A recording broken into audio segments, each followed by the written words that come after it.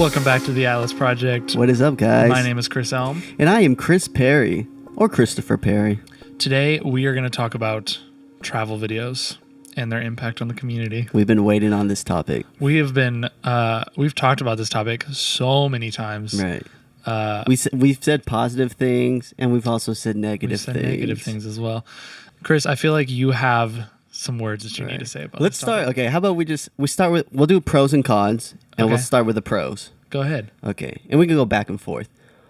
For me, travel videos are a great way to, of course, show your traveling experience, showing all these awesome destinations, all these cool scenic areas with, Philippines, Australia, New Zealand, all these cool places. And it's also a good way for people to get out and do something fun and creative. Man, that was going to be my pro. Because that's honestly the only pro. Yeah. Well, okay, I could see a pro. It inspires people to want to go to those locations. True. I don't know if you just said that. I feel like you did. It's about the same. Right. It's the techniques and the way that it's used is sometimes the con. I feel like we're just waiting to be like negative. Dark cloud. Okay. That's to me, that's the biggest pro, is to highlight a beautiful destination experience. Yeah. And I'm just jumping right in the negative now. Wow. Sometimes that experience is very fake. Yeah. You know what I mean? Yeah.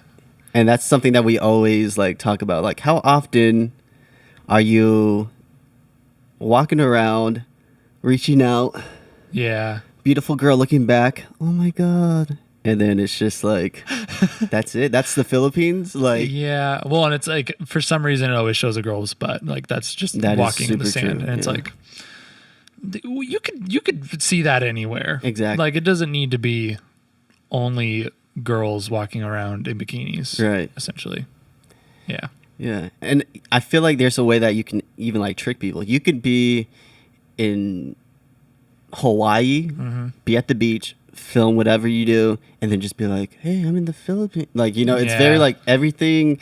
There's that format of we've always joked around backflip, jumping off cliffs. Which we've done. Yeah, and let's start off with that. We have done not all the things. We haven't filmed a woman walking around in a bikini, but we have done all these things because it is a trend, right? And that's where I kind of, at some point, we're going to shift to the impact on the community, because it is pretty crazy how things have changed because of travel videos, right? But yeah, I mean, most of it is curated by some kind of, I don't really know, but it's got to be some kind of production assistant or somebody that's saying, okay, we're going to go here. We're going to do this. I got you guys a boat. I got you guys this. And all they have to do is film, which is so cool. Don't get me wrong. That's the coolest job in the world. Right. But that makes your job so much easier. Right. So, for people that are oh, I'm going to go to Hawaii and I'm going to get crazy shots like those guys, it's not going to happen unless you have a ton of money and your parents are doing all these excursions and taking you to these crazy places. It's so hard to get to, I've seen so many Hawaii videos where I'm like, oh, I want to go there. Right. Well, you don't even know how. Right. And that, sorry to cut you off. That's how the authenticity of it plays in. Yeah. You're saying you're watching these videos man, Hawaii, that's so amazing. Yeah. But when you get there, you're like, Hawaii's beautiful, but it's not the jump in. It's a tough thing, because I like how we talked about the last podcast about being genuine. You want to stay true to the environment that you're in, and at least try to incorporate some sort of cultural aspect of the place that you're located in. But yeah, majority of the videos that I see is just beach, bikinis, crazy stunts, which is awesome, but every video is like that. With the way travel videos have gotten so popular, it's kind of made everybody just do the exact same thing over and over and over and over again. And I think with filming, it's good to try to emulate people, because it does push you and it does, make you better. Right. But at some point, you got to do something that's you. Right. And you have to be creative and be I don't know, different. Right. And that's like, so when me and Jules went to Paris, we've talked about this. Oh yeah. I went, like, that's the tough part. You go to these places and you want to film. You Yeah. want to capture everything, but you're also like, man, I got to just be present as well. Well, it's like I'm on vacation. Right. Yeah. Right. But it's like, when's the next time I'm going to be here? Yeah. So yeah. the way I look at it now is almost like a home video. Filming like that rather than like going there, okay, we need to get this drone shot. It's more of just like I have my camera and we're mapping it out not to film, but just what we want to do out there, you know. Yeah. Go to Disneyland Paris, just walk around in the streets, you know, go to London. It's just one of those like, this was planned for our enjoyment. Why not just document it in a home video style rather than like, babe, look, I mean, that's Okay, I would say your home video style is very cinematic though. Right. So you can't say it's home video, but Right. but I know what you mean. It's not as planned in Exactly. a sense of, okay, we need these lights here, we need Right. these people here. It's more just Right. like if you're in a location and you see Right. you have the eye, you see it, then you capture it. Rather That is more authentic. rather than like, okay, at 12:30 we need to go to Big Ben. Because Yeah. it's just like that's when it takes away from the vacation. And I even talked to Jules about that recently. Of like, man, like the vacation was dope, but it was like I know I fully wasn't present. You weren't present. I was there, but I was like, looking back, it was like when I watched that video that I made, I was like, oh my god, that was so much fun, and I did have fun. But it was like, man, if I can go back without filming, it'd be even more Man, fun. that's tough. Yeah, I mean that's tough for me because I always love being able to look back, Right. even if it's like the simplest video. Right. It's like looking back and seeing, because that's kind of what intrigued me with film in the first place. Is it's almost like a time capsule. I mean, I guess it is.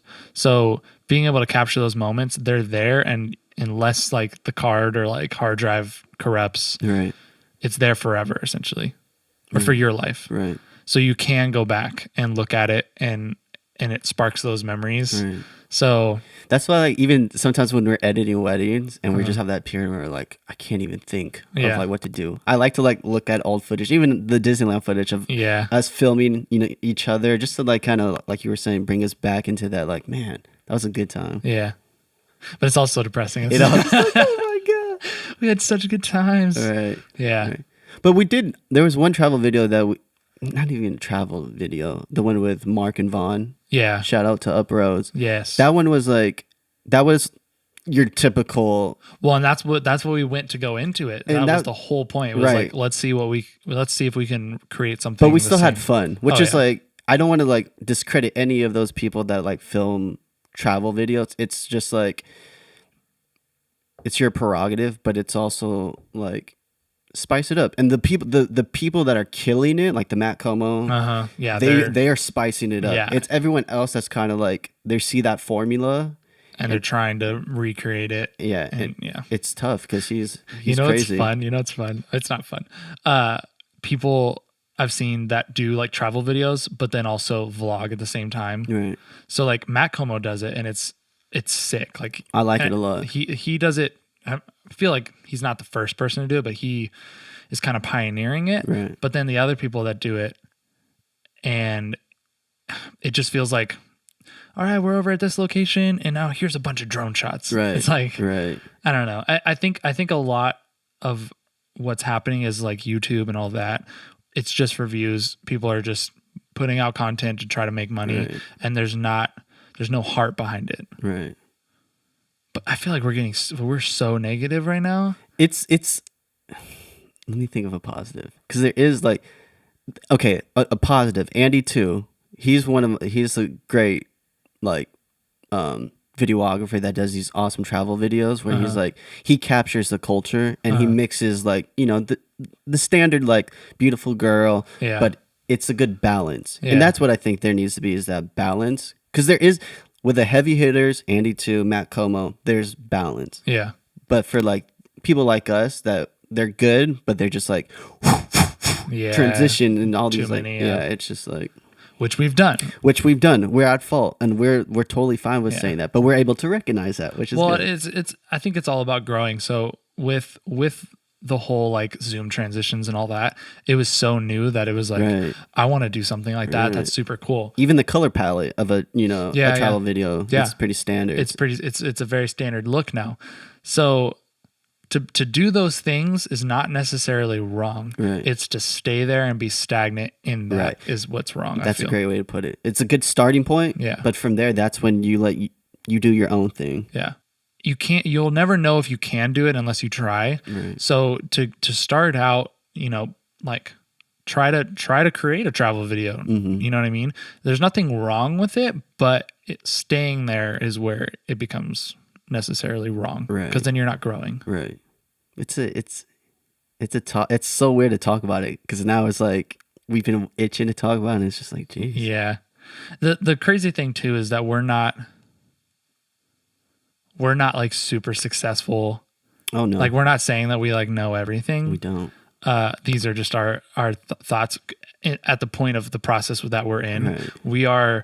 We are making money on Right. film, but we're not making enough to be like, we're going to be okay. Right. Like there's some months where we're like, wow, we did not get paid at all. Right. And the struggle is real, but I think we've gone through the process to the point where we can talk about the beginning. Right. And another thing to kind of add on to that is that we're not saying we're like, oh, we're super original. We're so unique. Yeah. Because we're not. It's being able to separate yourself and know where you stand for us to be able to talk like this. Like Elm was saying, I don't want to be the best. I don't, even though we do best of it. That's different. Right. But I don't want to be. That's a high standard. That's such a high standard. And then it's like, now what? Exactly. I'm always having to be different, which is fine. But I love having people around me and seeing creatives that are better than me. That way I can grow. Right. That so is true. if there's nobody around you that's better than you, You're now what?